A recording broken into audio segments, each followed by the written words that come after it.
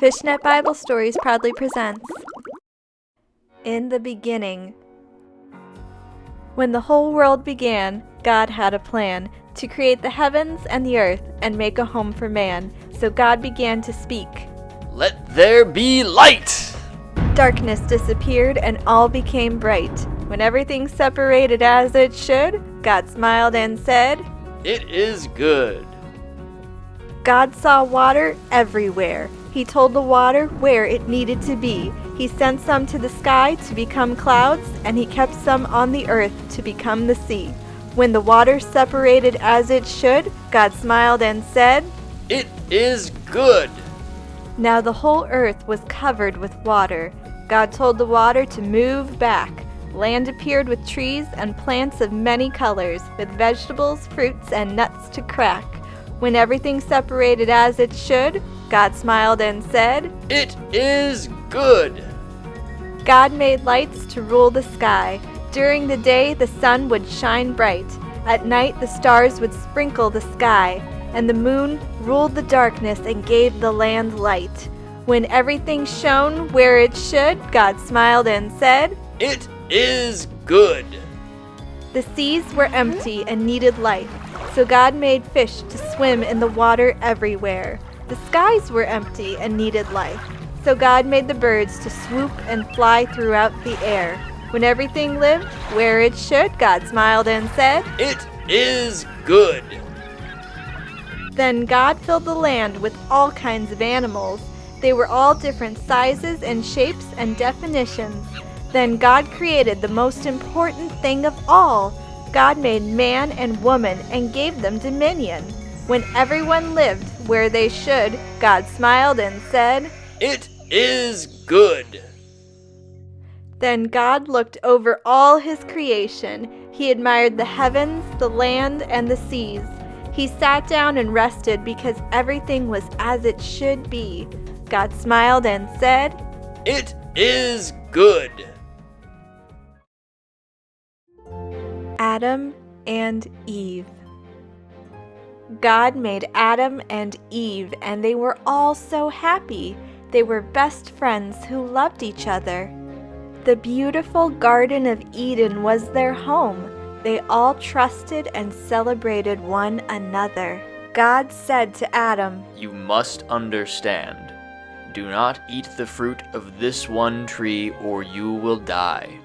Please obey this important command. There was a snake in the garden full of lies, poison, and hate. He was jealous watching God and Adam and Eve celebrate. He didn't want them to be friends. He wanted to ruin their friendship and bring it to an end. The crafty snake shimmied up to Eve and whispered in her ear, What did God actually say? Don't eat the fruit. Don't even go near. Don't trust God. He told you a lie. He doesn't want you to be wise. Eat the fruit. You won't die. Eve took a bite and shared it with Adam. They were filled with shame and sorrow. They realized that they were naked and started to grieve. They hid in the shadows and made clothes out of leaves. Then God came to the garden and called out their names. Where are you, Adam? Where are you, Eve? They wouldn't answer because of their shame. Why do you hide? Did you eat the fruit of a certain tree?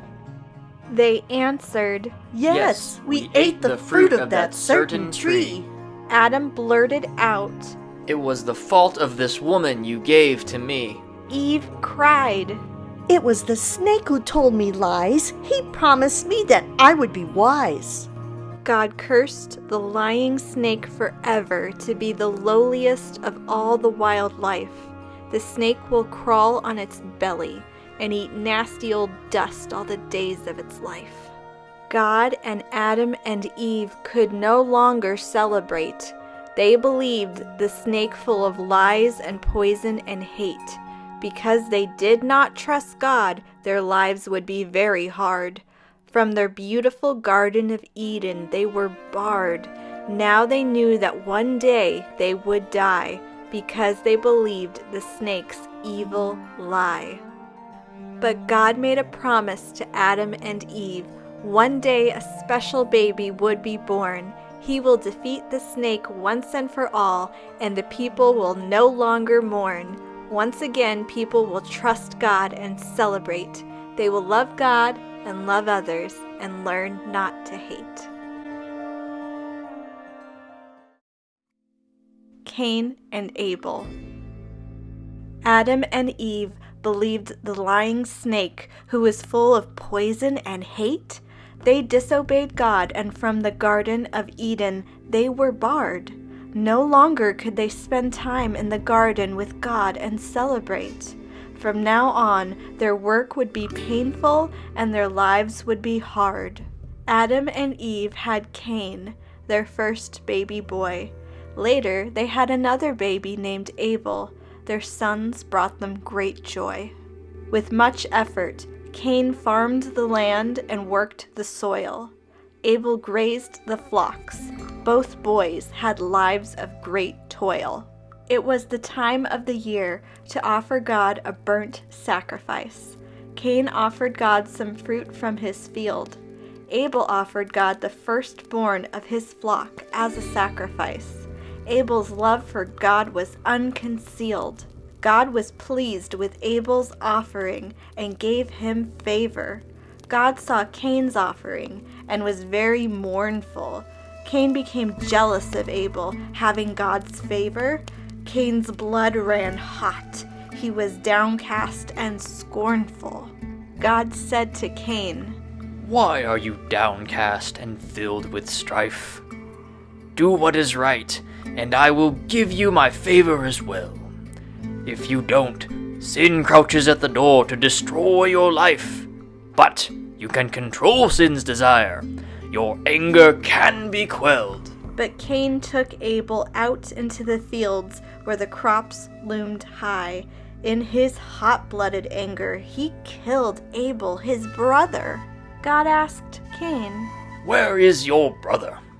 Give me your reply. Cain answered, What do I know? Am I the guardian of my brother? God said, What have you done? Your brother's blood is crying out from the ground. Now you are under a curse. When you plant crops, they will be sickly because Abel's blood was shed. You will be homeless all of your life, and you will wander all around. Away from my presence, you will be living a life filled with pain and dread. Worried, Cain asked God to help him with his welfare. This punishment is much too hard for me to bear. My crops will become sickly because Abel's blood was shed. Homeless, I will wander all around and live a life of pain and dread. I must hide from your presence. Please lift this burden up from me, or wherever I wander around, whoever finds me will kill me. God said, All right. If anyone kills Cain, Cain will be avenged 7 times as much. God put a special mark of protection on Cain, so no one would harm him because they held a grudge. Cain left the presence of God to the land of Nod. East of Eden he did trudge. Cain and Seth's family tree. After Cain left the presence of God, he traveled east of Eden to the land of Nod. Cain and his wife had a baby. Enoch was his name. Then Cain built his son a mighty city that his family could claim. Generations later, Lamech, Cain's descendant, became the wicked ruler of the city of Cain. Lamech, like his ancestor, chose violence and caused great pain. On the other side of the family, Adam and Eve had a baby. Seth was his name. God gave them a child to replace their son Abel, whose life was claimed. Cain had killed Abel, but God gave Seth to heal their hearts. Seth began a new generation that had a fresh start. Seth and his wife had a baby. Enosh was his name. Enosh's generation called on God, and to him their loyalty was claimed. Generations later, Enosh also had a descendant with Lamech as his name. Though the two men had the same name, their character was definitely not the same. Lamech and his wife had a baby. Noah was his name. Lamech held his son and made this great claim. This one will comfort us from the painful work of our hands. This I do proclaim. Noah finds grace. Noah was a very old man who loved God with all of his heart. He talked to God and did what was right. Noah loved his wife, his family, and the land. He lived a life that was good in God's sight. Shem, Ham, and Japheth were Noah's sons. They took care of the land, they kept things in check. But the world was wicked and falling apart. No one was safe, and everything was wrecked. God spoke to Noah and said, The people around you are a hateful bunch. They worship idols, lie, steal, and punch. They do not love the world or take care of it right. They will not do what is right in my sight. God watched the people turn the world into waste. All of the people were hurting their mother, father, sister, and brother.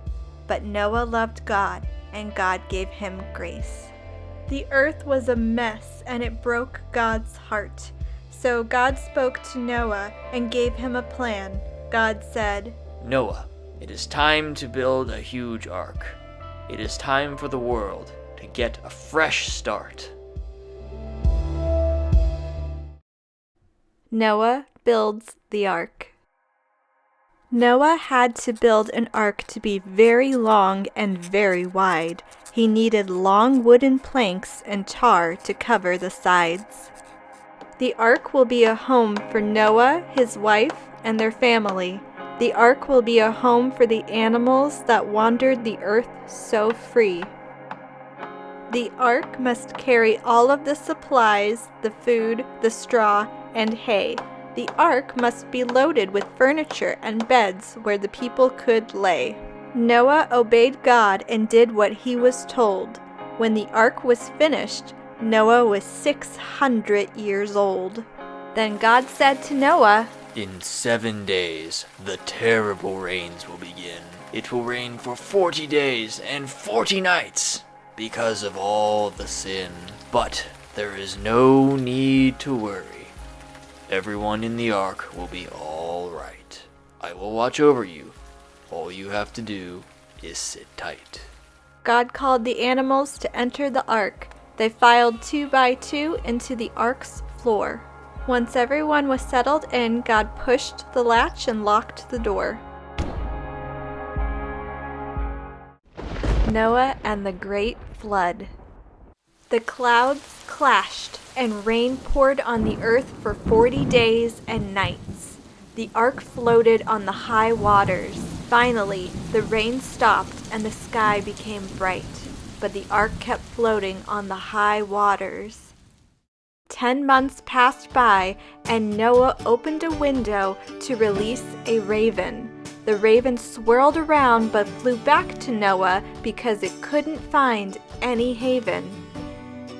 Later, Noah released a dove and it flew out of his hand, but the dove came back to Noah because it couldn't find a place to land. Noah released the dove once more to search for a mountain peak, but this time the dove returned with an olive branch caught in its beak.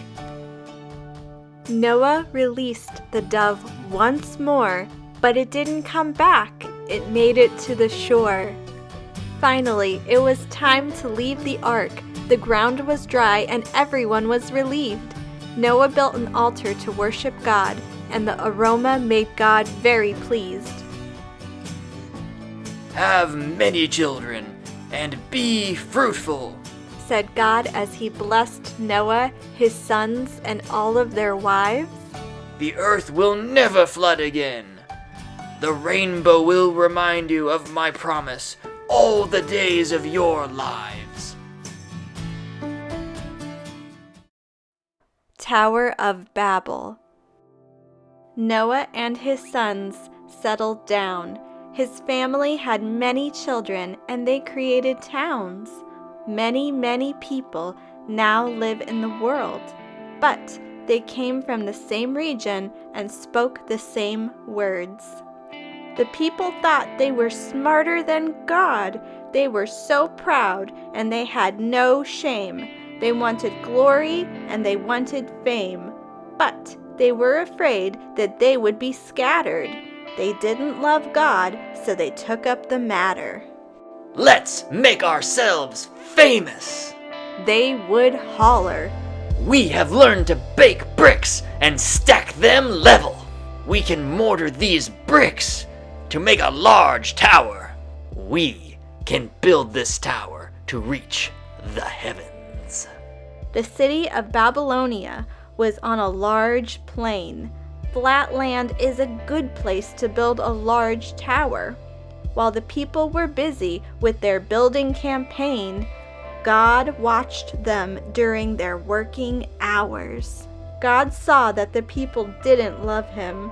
Together they could get this bad job done. God put words in their mouths that they couldn't understand. Their words sounded silly and confused everyone. No longer proud, the people could not get this bad job done. God kept everyone safe, and the evil plan was beaten. They couldn't finish building the brick tower to heaven, and many of the people scattered to other regions. Thanks for watching. This was a combination of several videos compiling our series on the first part of the book of Genesis.